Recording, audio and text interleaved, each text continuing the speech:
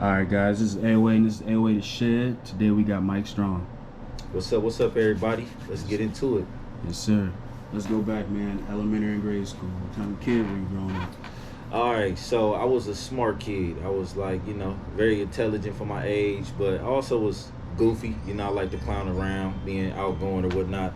And even early in, I had a passion for music. So I used to freestyle, play around and stuff. So I was outgoing, real social outgoing. Being in the sports growing up? Basketball. Yeah, you know what? Funny thing about that. So, and I went to Abbott for elementary school, and they had a basketball team, but it was only for 4th and 5th graders. But I made the team in 3rd grade because I was so good. But so I made it 3rd grade, 4th, and 5th. Got kicked off every year because I got in trouble. Or just little incidents with the teammates and stuff like that? It wasn't even with the sport. It was just class. I was a class clown, goofing off and stuff. So they wasn't letting you, follow through if you couldn't behave. Did this lead on into middle school? No, so going into middle school, so I went to Abbott. So you supposed to go to Geyer, you know what I'm saying, at your middle school. But I ended up moving in the east side of town, downtown area, and I had to go to Lakeside. So when I went there, I was kind of shy because I didn't know nobody. So I didn't play sports throughout middle school.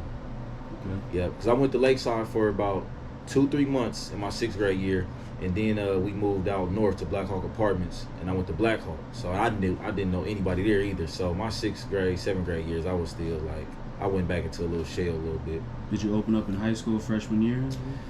Actually, once 7th grade, once I got established, I ended up getting cool with some popular kids there, that lived in my addition, and then that kind of jump started. So by the end of 7th grade, I was cool. I was back to normal.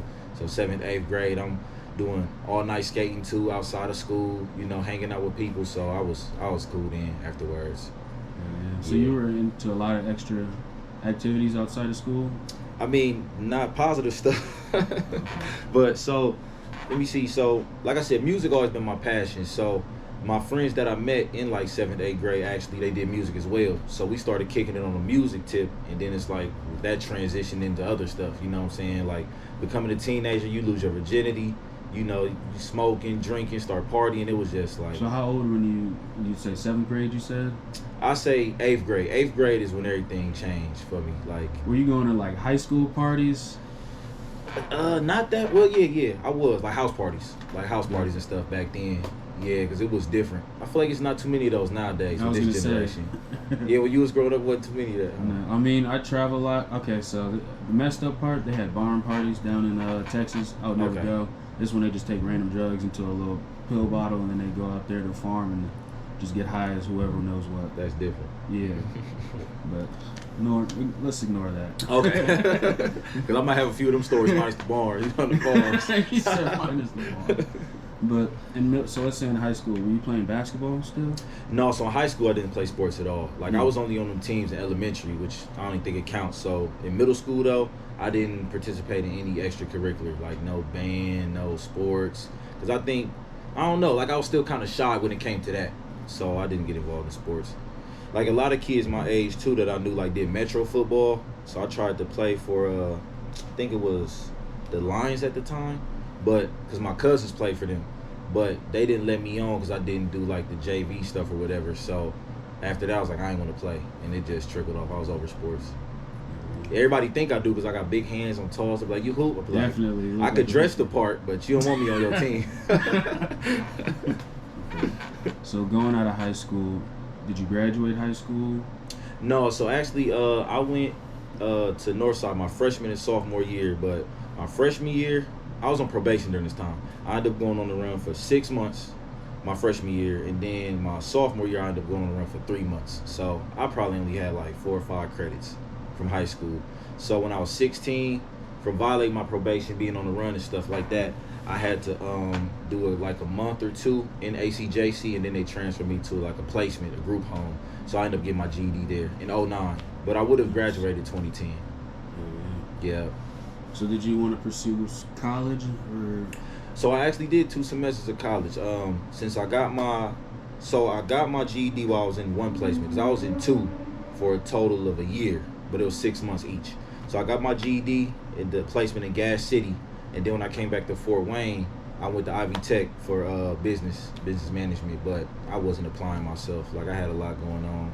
My mom ended up passing that year, so that threw me off. Oh, thank you, bro.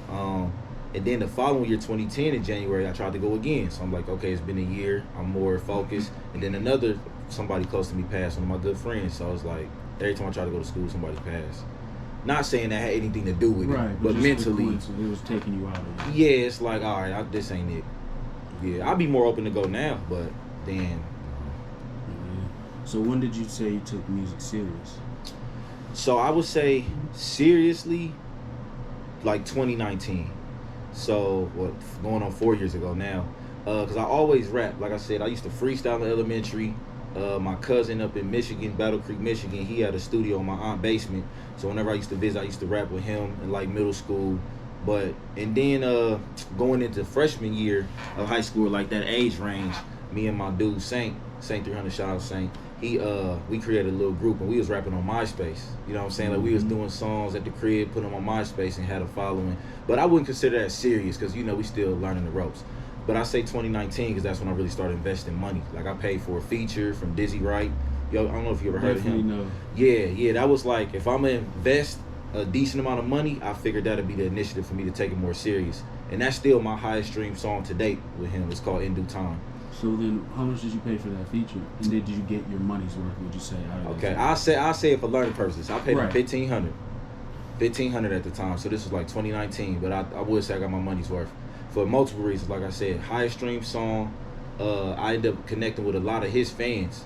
So the following that I had, mainly like in the Las Vegas area or in the outskirts of the city, it came from him. People reached out to me for interviews and different opportunities. I got more features, so it was definitely worth it. Definitely worth it for sure. That's what's up. So was music video did you start when you first were making, did you have a lot of music videos and then you put money behind it? Or did you just do the song, drop mixtapes with him, the big features?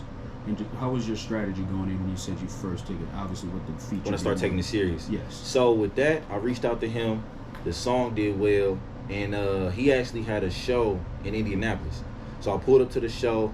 I'm going to share the stories. I ain't never shared this. I'm going to let you get the exclusive. Mm-hmm. So I reached out to him. He never responded directly. I got the feature through his manager at the time. So anyway, it's like months passed. I see he going to Indy for the show. So I'm trying to figure out how to get in contact with him. He not responding. So I literally found his DJ. I wrote his DJ. I found, who else? One of his producers, a cameraman, and the driver of the tour bus. The driver of the tour bus wrote me back on Instagram. So I'm writing him on the gram. We going back and forth. I'm like, yo, I got a feature with him. I sent him the song like, yo, we haven't met, but we did business. Can I meet him? What's up? And he's like, yeah, come to the show. So I'm hitting up the dude the whole time. I go to Indy and he like, hey, can you get us some weed? I'm like, yeah, bet, whatever. He's like, all right, because I'm like, this going to be my way backstage. So I grab him the stuff. They ended up getting like a little VIP area, watched the whole show. Afterwards, they brought me back, took me on the tour bus, gave it to him. We got videos, pictures, everything. So I had a lyric video made. So that was the first investment to answer your question. I got a lyric video made for about $200 off of Fiverr.com. And I showed him, and he's like, this dope, send it to me. He gave me his direct phone number. I sent him the video. He like, man, we could, or the lyric video. He like, we could work out something, you know what I'm saying, for the music video. So I'm like, bet. The next day I called him. I shouldn't have did that because I called super early. And West Coast time is like 3 hours behind. So clearly, I don't know if that wasn't the next day, it was a couple days later. So he back home, it's West Coast time. I called him because I could tell he was early morning. He sounded half asleep. He's like, who is this? I'm like, hey, this Mike Strong. I'm like, all right, what? Hit him up. He never hit me back. I'm talking about